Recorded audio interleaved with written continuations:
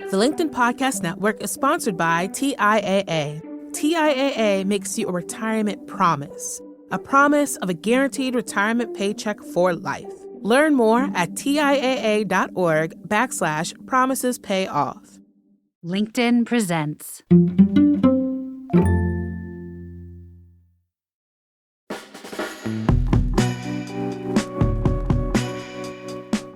Hello, everyone. I'm Michael Kovnat. This is the Next Big Idea Daily, and it's Wednesday. It's not just any Wednesday, though.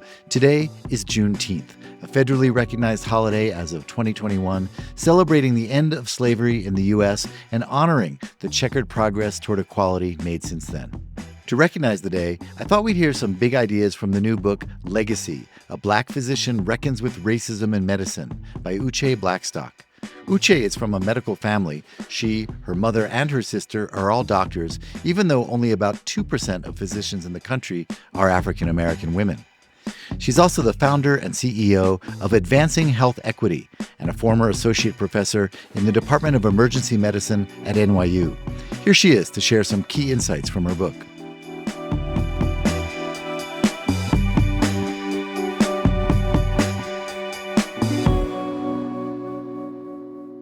Just over 2% of physicians in the United States are Black women, while Black Americans represent 13% of the population. To have 3 Black women physicians in one family is incredibly rare.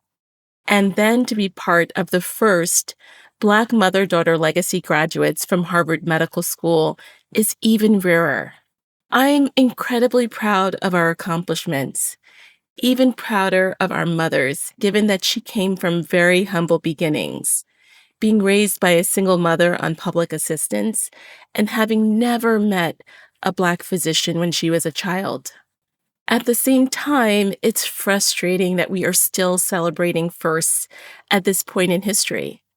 It just shows how the road to becoming a physician for Black Americans is impeded by multiple interpersonal and systemic barriers, like access to a quality education, to mentoring programs, to the resources needed to apply to and attend college and medical school. And then there is the whole issue of what happens once you find yourself within predominantly white institutions. Unfortunately, these environments often can be inhospitable to us. It's one of the main reasons why I left a seemingly successful career in academic medicine to start my own consulting firm, to do health equity work in a way that was authentic to me and where I didn't fear retaliatory actions for speaking truth to power. Delayed or misdiagnoses are more common among people of color. During my first year of medical school, I had to visit the emergency room as a patient. That experience was incredibly scary and vulnerable, but it was also a powerful teaching moment for me to understand how even as a medical student, what some patients experience when they are not listened to or their concerns are ignored by health professionals. If you are a patient of color, your chances of misdiagnosis are greater than white patients, and you have a higher odd of suffering greater harm from diagnostic errors. And this holds true despite educational level of attainment or socioeconomic status. I had to go to the ER at my own medical school multiple times for severe abdominal pain. And my appendicitis was missed during those visits. While in the ER, I was reportedly told that I didn't seem to be in that much pain and questioned multiple times about my sexual history. My appendix eventually ruptured. I had to have abdominal surgery. And then I ended up having post-operative complications, leading me to stay out of school on sick leave for almost a month. It could have cost me my life.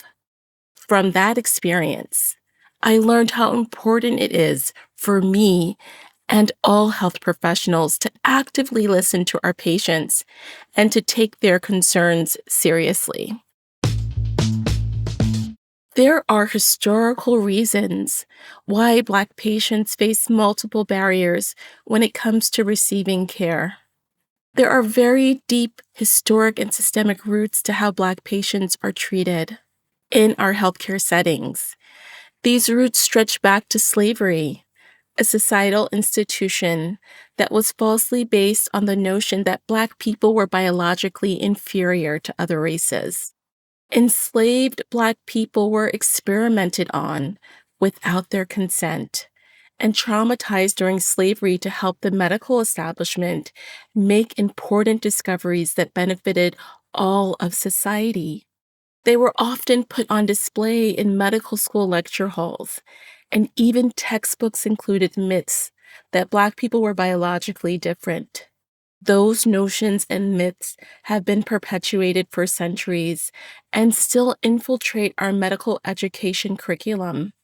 Health professionals can perpetuate care inequity by not listening to Black patients or minimizing their complaints, not treating their pain or symptoms adequately, and not properly investigating the source of their symptoms, and ultimately not making the correct diagnosis. If pain goes untreated, people experience physical, emotional, and psychological distress. We have seen these stories play out, even in the mainstream media, with famous or well-known Black people like Serena Williams and Beyonce Knowles. Often because of these unpleasant and sometimes disrespectful experiences with health professionals, Black patients become distrustful of healthcare institutions and decide not to seek care when they need it, risking their health and well-being. The COVID pandemic exposed deep inequities in our healthcare system. While the COVID-19 pandemic has caused devastating losses and trauma for many communities, the silver lining was how it unearthed deeply rooted inequities within our healthcare system and other social institutions. Academics had been having these conversations in their own silos for decades, but now we were discussing in the mainstream media how the social determinants of health, like education, employment, housing, access to food, transportation, and access to healthcare, directly impact the health of our communities. Additionally, we could see in real time how systemic racism was a driving force of those social determinants of health.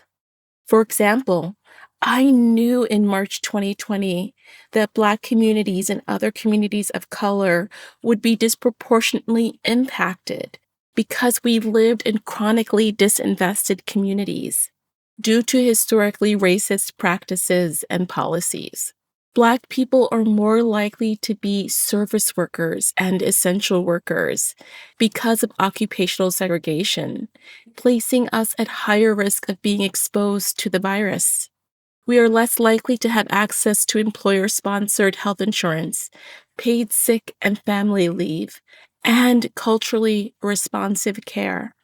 We are more likely to live in overcrowded, multi-generational housing. All these factors place our communities at higher risk of being infected, hospitalized, and dying from COVID. Our leaders are finally having policy conversations about health equity and how we can embed equity into social, economic, and health policies to prevent further harm to marginalized communities. Racial health inequities are worsening despite advances in innovation, research, and technology in healthcare. Many people don't know or understand why the Black maternal mortality crisis is getting worse.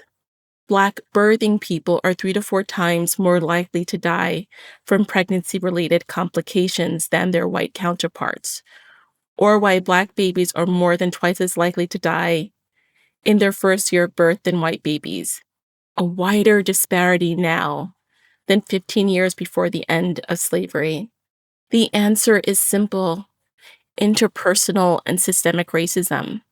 Until our social institutions, leaders, and communities reckon with the harm that racism continues to cause and respond appropriately, through equitable practices and policies, our country will continue to see these appalling differences in health outcomes between racial demographic groups.